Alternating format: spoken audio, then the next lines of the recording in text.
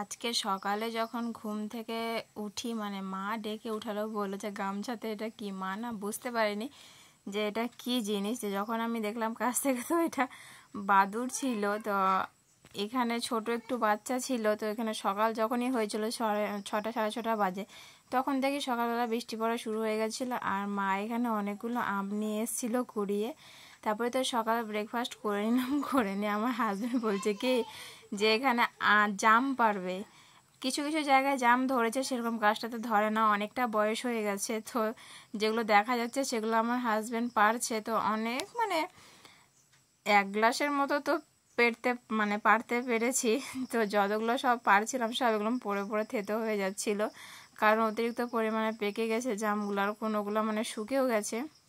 এখানে জাম টাম পাড়া হয়ে গেল। আর ফার্স্ট টাইম হচ্ছে আমাদের এখানে জল চালু করলো আজকে। তো জলটা দেখে খুব আনন্দ লাগছিল। আর প্রথমবার জলটা যেহেতু চালু করেছে, তো এখানে নোংরা জল অনেক বেরোচ্ছিল। এখানে মানে 2-1 দিন চালানোর পর জলটা পরিষ্কার হয়ে যাবে একদিন। তো খুব আনন্দ লাগছিল ট্যাপের জল দেখে, কারণ এখন আর সেরকম কোনো সিচুয়েশান থাকবে না। কলের জলে প্রচণ্ড আয়রন, তো এই জলটা দিয়ে আমাদের অনেকটাই উপকার হয়ে গেছে এখানে না। তারপরে তো দুপুরে খাওয়া দাওয়া করলাম। দুপুরে খাওয়া দাওয়া করে এখানে সন্ধ্যার সময় হচ্ছে আমার হাজব্যান্ড রোল নিয়ে এসেছিলো, ওটা খেলাম। খেয়ে এখানে আমাদের বাড়ির যে বল্টু, তাকে আমি একটু মারছিলাম, শয়তানি করছে যে বারবার গায়ে পা উঠিয়ে দিচ্ছিল, সেজন্য ওকে মারছিলাম। তো ও আরও বেশি করে এখানে মানে পাটা দিয়ে দিচ্ছে। আর নখগুলো আছে, একবার তো ইঞ্জেকশন খেয়েছি ওর জন্য, আর কতবার খাবো।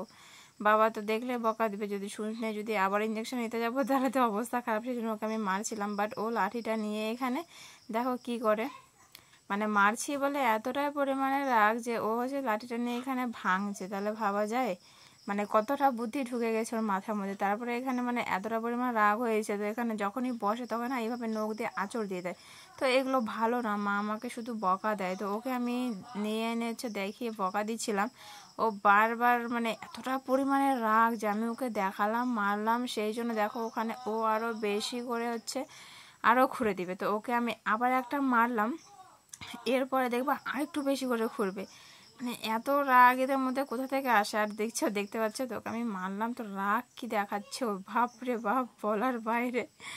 তো যাই হোক, এখানে তো ওই প্রচণ্ড রাগ দেখিয়ে দিল। এখন না অতিরিক্ত পরিমাণে কথা বুঝতেছি। আমাকে যদি আমার হাজব্যান্ড কোনো কারণে আমি ওর সামনে যদি ইয়ার্কি করে হচ্ছে হাত তোলে আমার গায়ে, ও না ভুকায় আমার হাজব্যান্ডের উপরে। তো যাই হোক, তারপর রেডি হলাম, হয়ে বেরিয়ে পড়লাম হচ্ছে এখানে চপ নেওয়ার জন্য। এখানে সবাই মিলে আমরা চপ খাচ্ছিলাম, আমার হাজব্যান্ডের ফ্রেন্ডরাও ছিল। সেখানে সবাই মিলে চপ টপ খেলাম। আর বাড়ি যাওয়ার সময় একটা কিটক্যাট নিয়েছি, ওটা আমি রাস্তায় খেতে খেতে চলে এসে, তারপরে তো বাবা এসেছিলো বাড়িতে, তো বাবাকে আম কেটে দিলাম আর খাবার দিলাম। তো আজকের মতো ভিডিওটা এইটুকু। ভালো লাগলে লাইক কমেন্ট শেয়ার, চ্যানেলটাকে সাবস্ক্রাইব করে দিই। Bye bye.